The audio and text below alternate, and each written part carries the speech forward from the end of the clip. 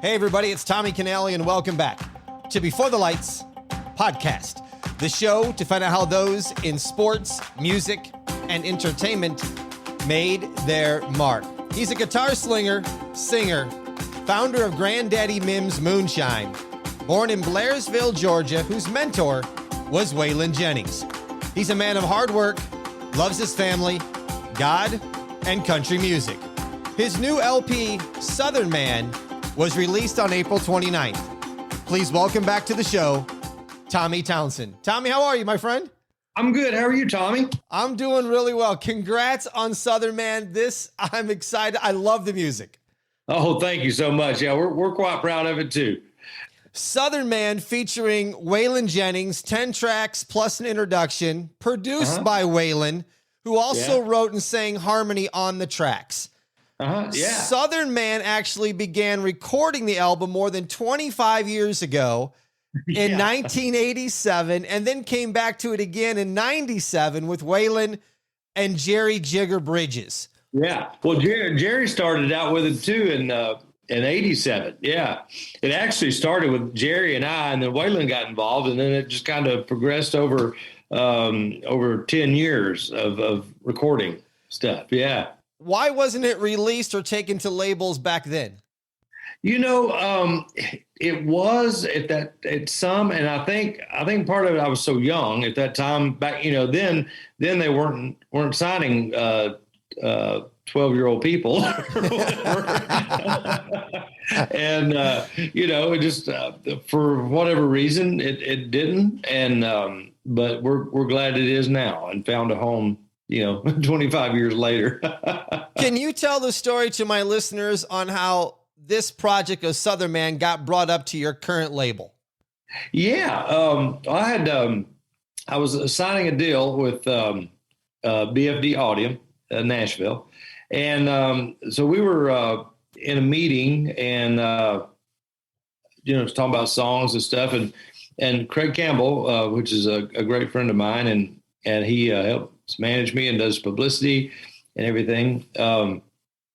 He actually brought it up. I think at a meeting where I wasn't there. They were talking, and so anyway, they said that Tommy has this album that Waylon Jennings and Jerry Bridges produced a long time ago. Never came out, and Chuck Rhodes is like, "You got what?" So I sent it to them, and they flipped over it, and the office in New York flipped over it, and they wanted to know if they could release it. I'm like, sure, because I thought it deserves a shot because it's a great album and written by. I didn't write any of the songs on it. It was back when I was so young. I was writing songs, but not good songs. But these were songs written by Dean Dillon and Roger Murrah and Troy Seals and Fred Knobloch and, you know, those heavy hitter writers at that time. So, yeah, and that's how it kind of all began. Tommy's been on the show before. I'm going to put a link in the show notes to our first interview. You can get the entire background of Tommy's career and Waylon's stories and all that. So go to the show notes. Tommy, what kind of spin did you put on this project for your own music? Well, you know, I just sang it the way I sang, you know, and Waylon and Jerry, they're just great folks to work with. And so, you know, they kind of let me do my own thing and try different things on it. And so it just, you know, it turned out to be a Tommy Townsend record. Of course, it has some Waylon influences on it because, you know, all the band played on it at that time. Marty Stewart came in, he played on the cut. But yeah, that's kind of just what we did. And, you know, it turned out the way it was. And of course, I went back in and redid some of the stuff before we released it. And then, you know, the intro track is, I'm very proud of. Yeah, I'll bet you are. We're going to get to that. Yeah. How many tracks is Waylon singing harmony on? Let's see. I know 4 or 5 of them he's singing harmony on. Yeah. Mm-hmm. I think Southern Man, Trouble with the Cap. No, not Trouble. He wrote that one. Southern Man, If You Can't Stand the Heat. And let's see, Holes in My Boots from Climbing the Walls. I'm trying to think right off the top of my head which other ones. Stomping Ground, maybe. Okay. I don't have the track list in front of me. That's okay. I can tell you better. Southern Man, which is the title track, which was the first one you released, I think is a big hit. What were your thoughts, Tommy, when you first heard this track? Well, when I first heard that, I immediately thought, man, that's kind of for me, because I'm a Southern boy and grew up a lot of the, how this song is talking about. And so, I always thought it was hit. And Buddy Jennings, which is Waylon's son, he always, I think he picked Lukenbach, Texas to be a hit, matter of fact.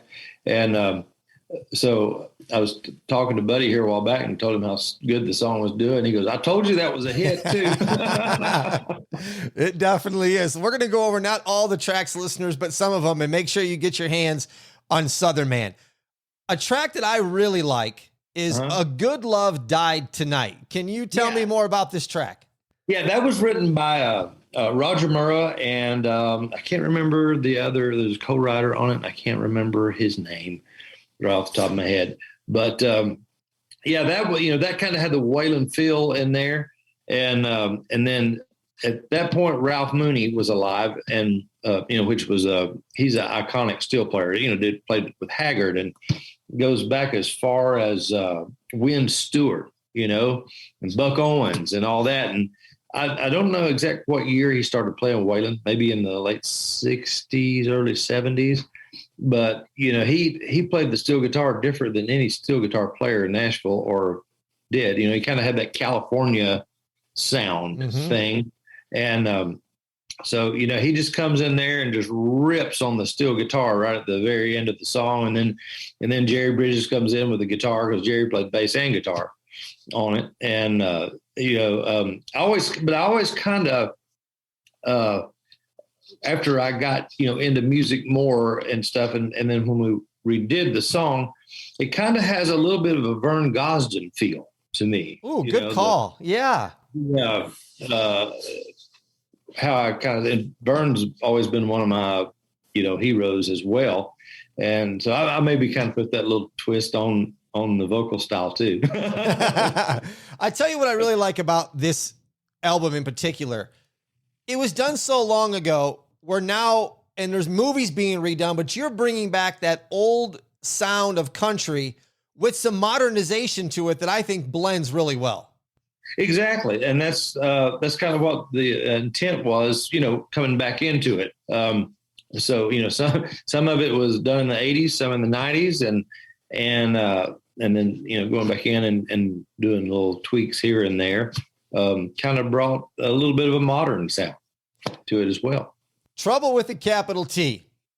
Yeah, I tell you, this is a good honky tonk song that can get you in trouble as well. I love it. The lyrics are great. Yeah. Oh, Thelma, she was a bad girl, wasn't she? She was a bad girl. Yeah, that was actually recorded on the second go around in the late 90s. I remember Troy Seals came in the studio when we were cutting that day, and he just up and dancing around, laughing and carrying on. He was loving it. Yeah. When was Stompin' Grounds recorded, and how much influence does Jerry and Waylon have on this song? Stompin' Ground was recorded. That was a later one too. That was in the 90s. And that was written by Fred Knobloch and someone else. I can't remember. But when I heard that song, I guess Jerry brought me that song. It seems like I remember listening to it in his living room one day. But I heard that, and it was kind of had the Southern thing to it, because I've seen cars up on blocks and holes in her socks and all that stuff. And to me, that was just a good old greasy song. Wipe the chicken grease off. One of the songs that I think is going to be fantastic hearing live, and I definitely want to hear you perform these live one day, is "Hole in My Boots."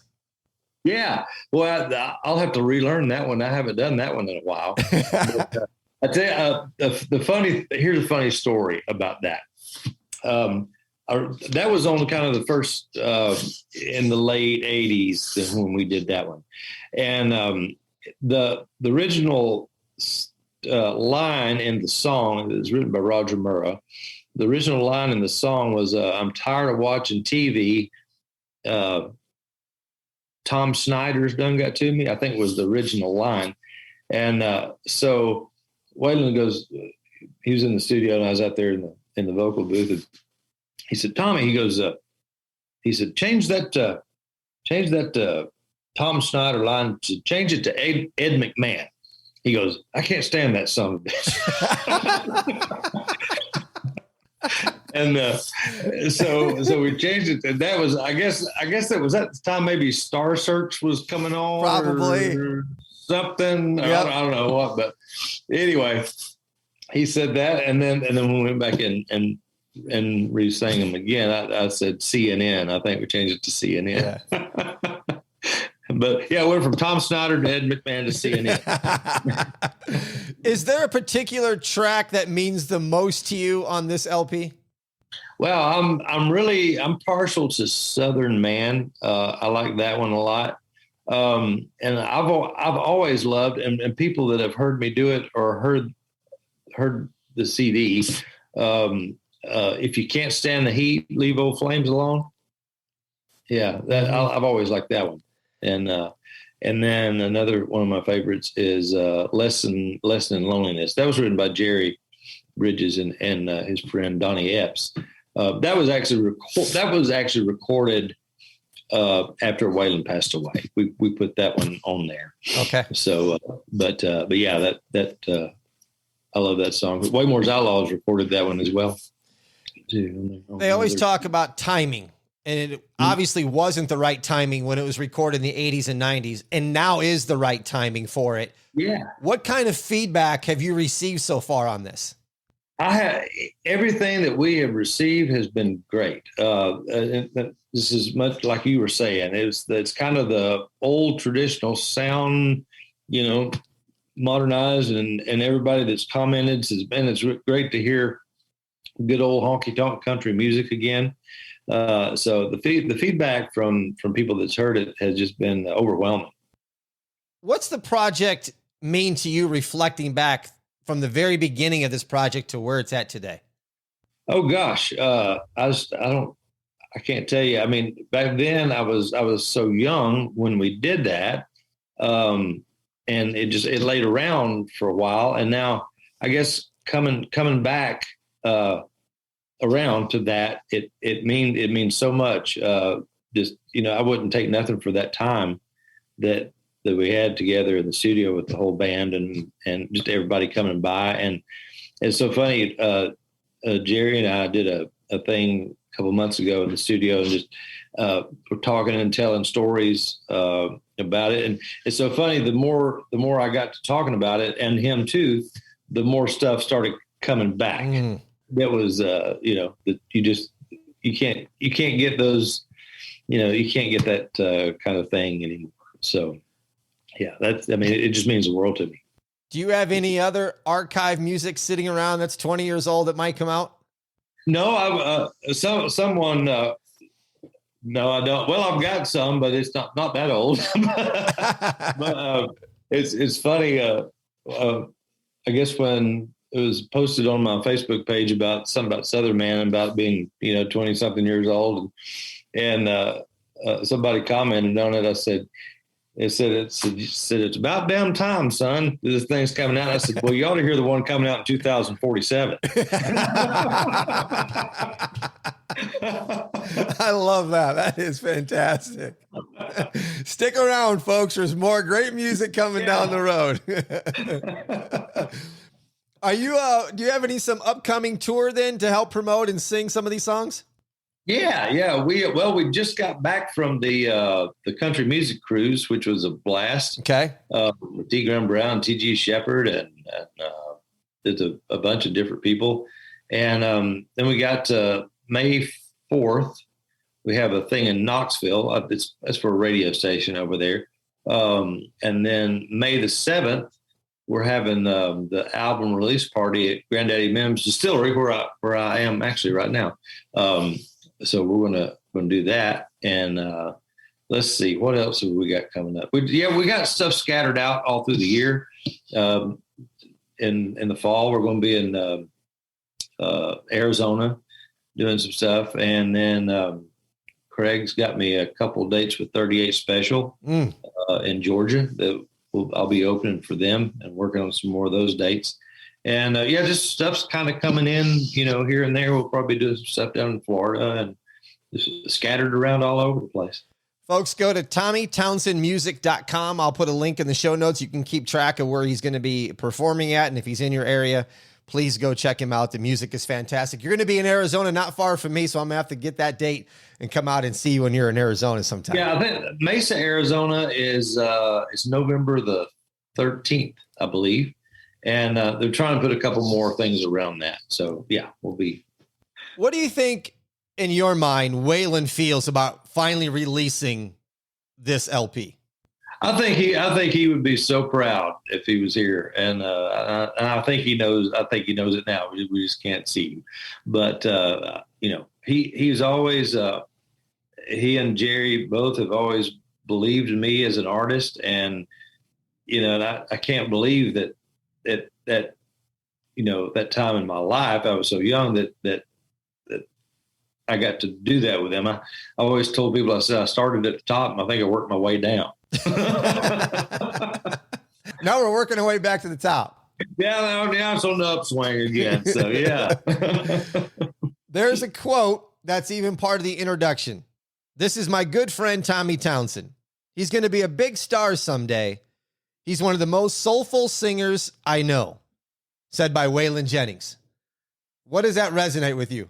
Wow, that I remember that night, he called me out on stage to sing with him, and so that means the world to me as a big of a a legendary, it don't get no bigger than Waylon Jennings in country music, and for him to say that meant a lot. And I can remember him telling me in the studio, even back then, it's like, man, you got a lot of soul in your voice, and he told me that several times, and that just meant the world to me coming from someone like him, that he didn't have to say that, but Waylon was the type of person that if he, when he said it, he meant it. It wasn't just bullcrap, So what was so cool was I was laying in bed one night back in the fall, just kind of thinking over stuff, and that's when the lights are out and you're just laying there, you think of a lot, or I can. That's when my mind starts really going. And so that happened to hit me that I had some of those tape that was on cassette, and that was probably in the early 90s when that was done. But because I'd go out and do Mamas Don't Let Your Babies Grow Up to Be Cowboys or Good Hearted Woman, and sometimes few times I sang Southern Man or something. And so I was laying in bed and I thought, dang, I got some tapes of the shows, because they recorded their shows every night, board tapes. And I knew exactly where they were at my parents' house. So I got them, and I called Chuck and I said, let me tell you what I got. And he's like, oh, he goes, have that on my desk Monday morning. So I did. And they were able to take it off of the cassette and, transfer it digitally over there. And that's like the introduction to the album. And I've been telling people there's a little surprise track on it, because I didn't know exactly where it was going to lay, but I thought, well, I'm sure it would be at the very beginning, when him introducing me and starting into Southern Man. But I hadn't played any of those tapes in years, and I had 3 or 4 of them. And so just the first one I came to, I got it out and put it in my dad's cassette player, and for some reason it didn't rewind or what forward one. So I kind of just had to sit there and listen to the whole thing until I found it. And when I found it, I stuck a pencil in there and rewound it a little bit, and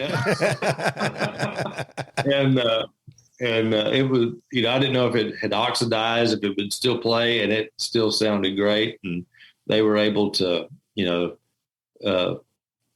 it into a digital format and get it on the record.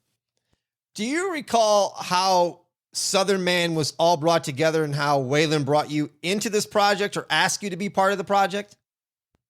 Yeah, well, it was actually, like I say, Jerry had taken me into the studio when I was a senior in high school, and that was a year before that, and we actually cut that song, and then on the road, Jerry was always with Waylon and stuff, and rode the bus because he done tour manager and was band leader and all that, and I guess during that time, sometime is when Waylon heard a few songs that Jerry had produced.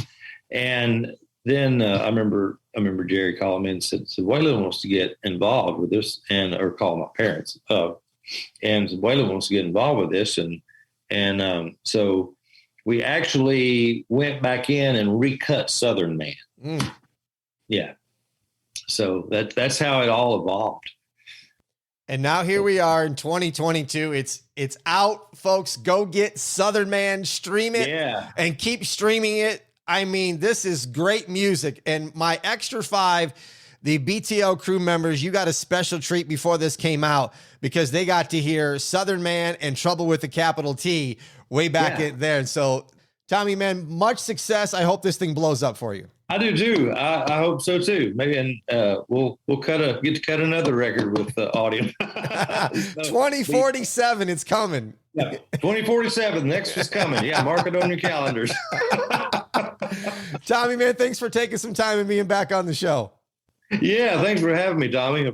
I sure appreciate it. Thanks for your support. You bet. Folks, if you want the new summer bottles or the coffee mugs or the shirts for merch, go to beforethelightspod.com/merch. That's beforethelightspod.com/merch. You can follow me on Instagram at Before the Lights Podcast. Thank you for listening to Before the Lights. I'm Tommy Canale. And until next time, everybody, I salute a chin chin.